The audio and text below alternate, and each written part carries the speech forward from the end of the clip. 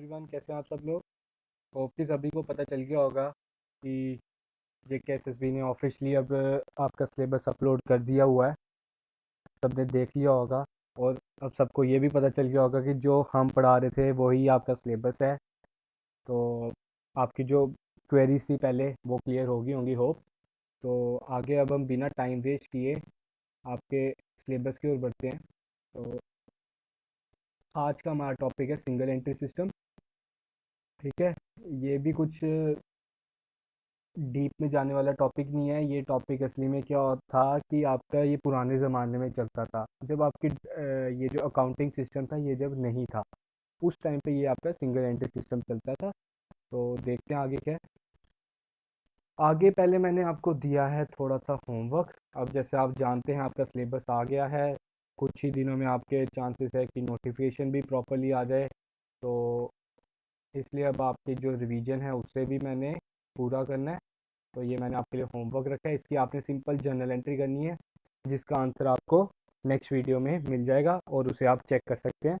ठीक है, तो कोई मुश्किल नहीं है, मैंने पढ़ ली है सारी सारी आसान है, कोई मुश्किल नहीं है इसमें एंट्री। तो आगे बढ़ते हैं सिंगल एंट्री सिस्टम की जगह। तो आज जैसे मैंने आपको बताया सिंगल एंट्री सिस्टम है। अकाउंटिंग करने के दो तरीके हैं। एक है डबल एंट्री सिस्टम, जो अभी तक आपने किया वो सब कुछ आपने डबल एंट्री सिस्टम किया, लेकिन जो आज करना है वो है single entry system. Double entry system बड़ा डीप वाला प्रोसेस था, क्योंकि ये एक तरह का आपको ऑथेंटिसिटी देता है, एक्यूरेसी देता है आपको double entry system.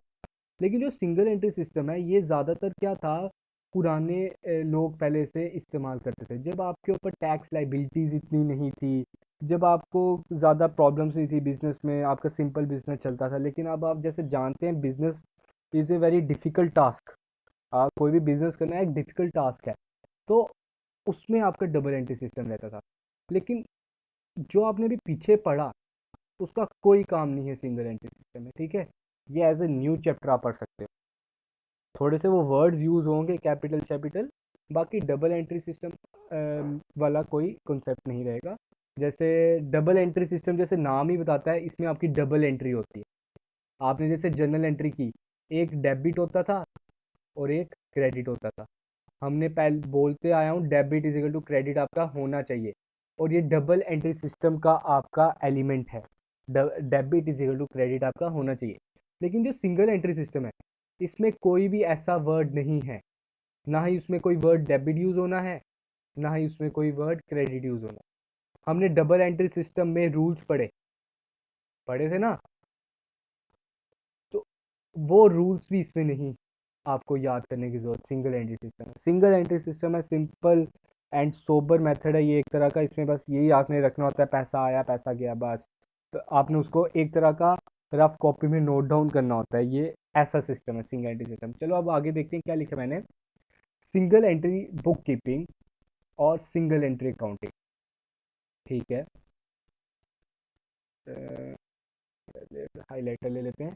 Is a method of bookkeeping relying on a one sided accounting।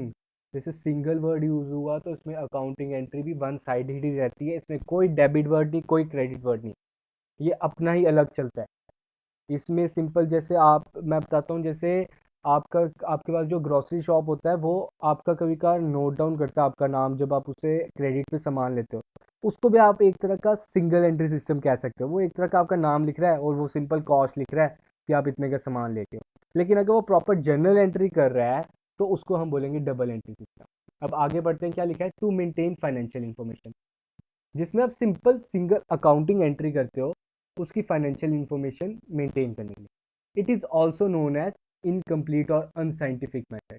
ये इनकम्प्लीट मेथड इसे बोला जाता है और अनसाइंटिफिक मेथड बोला जाता है। जैसे नाम बता रहा है, इसलिए नाम ही आपको बता रहा है कि इतना इंपॉर्टेंट नहीं है, इस पर डीप में जाने की जरूरत नहीं है। फॉर रिकॉर्डिंग ट्रांजेक्शन, ठीक है। Most business maintain a record of all transaction using double entry. देखो इधर भी इन्होंने ये क्या लिख दिया, ज़्यादातर बिजनेस अपनी ट्रांजैक्शन रिकॉर्ड करते हैं डबल एंट्री बुक कीपिंग है।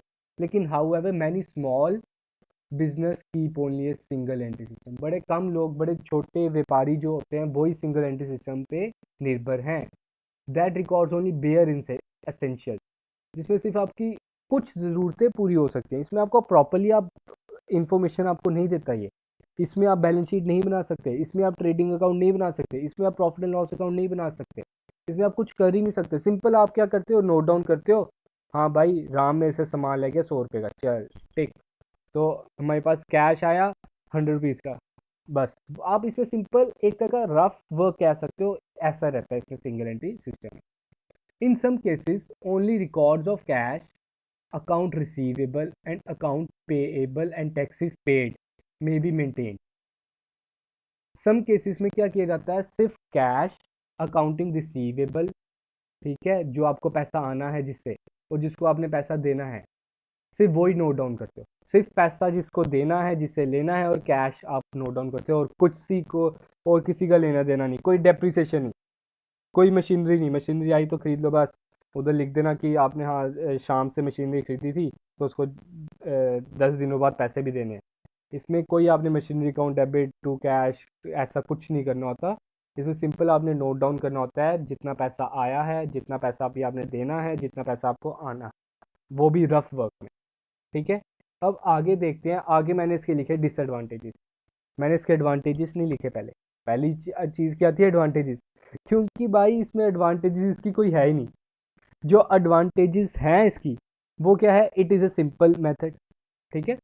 उसके एडवांटेजेस क्या रहेंगी, simple method, no proper knowledge is required, इसमें आपको प्रॉपर नॉलेज नहीं चाहिए, ये इसकी एडवांटेज है। लेकिन जो डिसएडवांटेजेस है इसकी, डिसएडवांटेजेस बड़ी इंपॉर्टेंट है, क्योंकि इसकी खूबियाँ नहीं है, सभी इसकी डिसएडवांटेजेस ही हैं, ठीक है। तो पहला देखते हैं डिसएडवांटेज क्या बोलता है, डाटा में not be available to management. Management को ये डाटा अवेलेबल नहीं होता फॉर इफेक्टिवली प्लानिंग, क्योंकि इसमें आपने अकाउंट्स रिकॉर्ड ही नहीं किए, कुछ रिकॉर्ड नहीं किया, सिंपल रफ कॉपी में लिखते जा रहे हो, तो इसमें आपके पास ऑब्वियस ही बात है कोई डाटा नहीं है, कोई प्लानिंग के लिए आपके पास, कोई कंट्रोलिंग के लिए आपके पास डाटा नहीं है, ठीक है। फिर सेकंड पॉइंट क्या बोलता है, lack of systematic and precise book keeping. भाई उसमें लैक है, बड़ी बड़ी ज़्यादा कमी है सिस्टमेटिक बुक कीपिंग की, may lead to inefficient administration, जिसके कारण आपका इनएफिशिएंट एडमिनिस्ट्रेशन होने की संभावना है, and reduce control over business, जिससे आपका बिजनेस रिड्यूस हो जाता है। जैसे मैंने पीछे लिखा था, ये जो सिंगल एंट्री सिस्टम है, ये सिर्फ स्मॉल बिजनेस वालों के लिए थोड़ा प्रेफर आप कर सकते हो, लेकिन फिर भी आजकल स्मॉल पे भी प्रेफर नहीं किया जा सकता। आपसे अगर कोई आपसे अकाउंट मांग लिया, आप पे अगर अकाउंटिंग रेट पड़ जाए इनकम टैक्स की, तो आप क्या शो करोगे, वो ये रिकॉर्ड्स नहीं देखेंगे, सीधे आपको जेल, ठीक है। तो इसमें सबसे बड़ी डिसएडवांटेज जो third point, theft and other losses are not likely to be detected. अब क्या होता है, अगर आप प्रॉपर रिकॉर्ड बना रहे हो, आपने लिखा है कि आपकी दुकान में 100 रुपये का सामान पड़ा हुआ है, अब क्या होता है, आप दुकान के बाहर भी तो जाते हैं थोड़ी देर के लिए, तो ज़रूरी थोड़ी आप दुकान भी बैठे रहोगे 24 घंटे। तो आपका जो एम्प्लॉय है उसने कुछ चुरा लिया उधर से, डबल एंट्री में तो आप पकड़ लोगे कि आप देखोगे कि 100 रुपये में मेरे 90 की आइटम बची है, 10 वाली आइटम कहाँ चलेगी मेरी, ठीक है। तो इसमें आपकी थेफ्ट नहीं पकड़ी जाती इसमें, क्योंकि आपके पास रिकॉर्ड ही नहीं है कि आपके स्टॉक कितने हैं। तो एम्प्लॉय को मौका मिल जाएगा चोरी करने का, आपको कोई लॉस हो गया उस वो आपके पास, क्योंकि प्रॉपर लिखा हुआ कुछ रिकॉर्ड ही नहीं है। अब जैसे आप नोट्स बनाते हो, प्रॉपरली आपके पास नोट्स हैं, तो आपको आगे 10 दिन बाद अगर पेपर होता है तो आप उसे पढ़ोगे, हाँ फिर से याद हो जाएगा।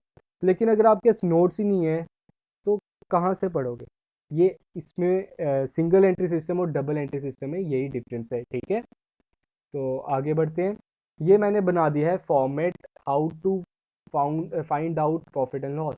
इसमें क्या करना होता है, तो आपने simple profit and loss find out करना होता है, और ये प्रॉफिट एंड लॉस ऐसे फाइंड आउट करते हैं। देखिए मैं इसका सिंपल मेथड भी बताता हूँ, पहले देख लेते हैं लिखा क्या है। क्लोजिंग स्टॉक, पहले आपने क्या लेनी है, क्लोजिंग कैपिटल सॉरी, ठीक है। उसमें आपने ऐड क्या करना है, ड्राइंग्स ऐड कर देनी है। लेस क्या करनी है, ओपनिंग कैपिटल और फ्रेश कैपिटल। जो उसके बाद बच गया वो आपका नेट प्रॉफिट या लॉस है। अगर आंसर प्लस में आया, अगर आंसर आपका प्लस में आया तो वो क्या होगा, प्रॉफिट। अगर आंसर माइनस में आया तो वो आपका होगा लॉस। ठीक है, ये चीज़ याद रखो। तो अब मैं बताता हूँ ये बना कैसे। अब हमने की थी बैलेंस शीट। ठीक है, मैं पहले वाइट स्क्रीन में चल जाता हूँ। हमने की थी बैलेंस शीट। बैलेंस शीट में आपने क्या किया, कैपिटल में, आप पिछली वीडियो देख भी सकते हो जिसमें हमने बैलेंस शीट की हुई है। हमने क्या किया था, ड्राइंग्स को माइनस किया था, यही किया था। ठीक है, मैं लिख देता हूँ इधर। फिर प्रॉफिट को मैंने प्लस किया था।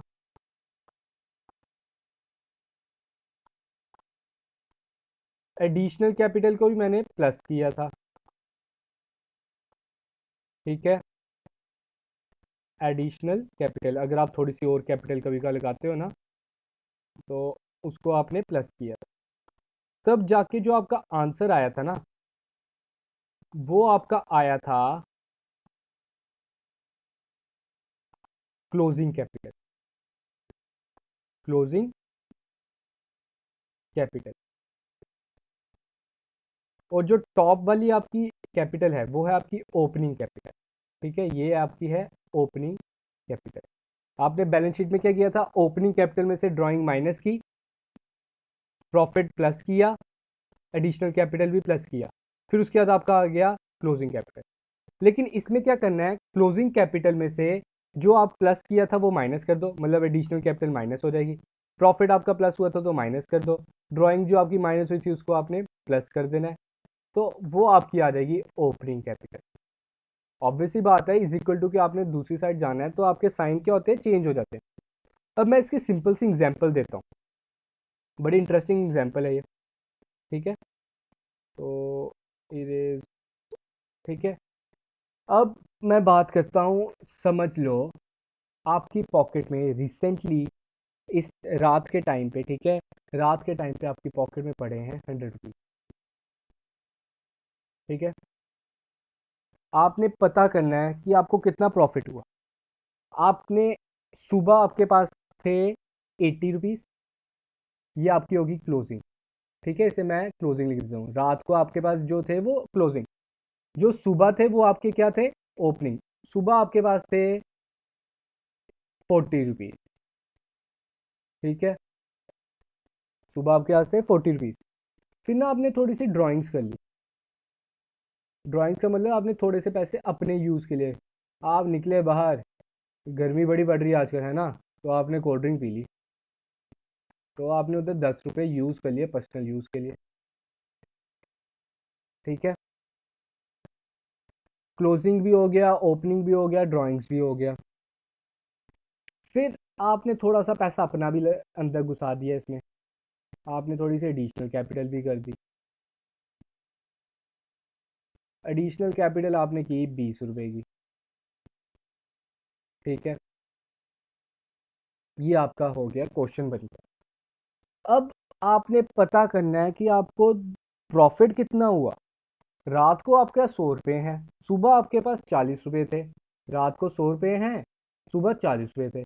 मैंने 10 रुपये निकाले थे, मुझे जितना याद आ रहा है, 20 रुपये मैंने अपनी ओर से डाले भी थे। ठीक है, तो अब आपने पता करना है आपके पास प्रॉफिट कितना आ गया, आपकी पॉकेट में जो ऑटोमेटिकली मैजिक से जो पैसा आ गया वो कैसे कितना आ गया। आप क्या करोगे करोगे 100 रुपीज़ में से पहले क्या करोगे, जो आपने ड्राइंग्स की थी उसको आप प्लस कर दोगे। ठीक है, ड्राइंग्स को आप प्लस कर दोगे, ऑब्वियसली बात है, जो आपने निकाला था उसे आप ऐड अप कर दो। फिर जो आपने एडिशनल कैपिटल प्लस की थी, आपने पैसा डाला था, तो आप उसे माइनस कर दोगे, है ना। और जो सुबह आपके पास पैसे थे 40 रुपये, उसको भी आप माइनस कर दोगे, क्योंकि सुबह तो आपके पास ऑटोमेटिक 40 रुपये थे ना। तो उसके बाद जो आंसर आता है वो आपका होगा प्रॉफिट, जो आपके पास मैजिक से कोई पैसा आ गया आपकी पॉकेट में। आपके पास पैसा कितना आ गया मैजिक से, 100 + 10 110, 110 में से 60 माइनस कर दिए, आपके पास 50 इज योर प्रॉफिट। ठीक है, सिंगल एंट्री सिस्टम ऐसे ही होता है। जो पुराने ज़माने में लोग थे वो यही करते थे, वो क्या करते थे, वो करते थे कि हमारे पास सुबह इतने थे, रात को इतने हैं, हमने इतने पैसे निकाले थे, तो उसको माइनस कर प्लस माइनस करके जो आंसर आता था अच्छा आज की कमाई हमारी इतनी है, आज का प्रॉफिट हमारा इतना है, और यही इसका फॉर्मेट उन्होंने इसी तरीके से बना दिया हुआ है। होप कि आपको ये समझ आया हो। तो आज का हमारा लेक्चर इधर ही ख़त्म होता है। अगर किसी ने अभी तक हमारे एमसीक्यू भी नहीं देखे तो देख सकते हैं, पार्ट 2 डल चुका है। Thank you and have a nice day. और हाँ, मैं आपको फिर से याद दिला दूं कि हमने इकोनॉमिक्स की वीडियो भी अपलोड कर दी है अपने आईजी कॉमर्स क्लासेस पे, वो भी देख सकते हो।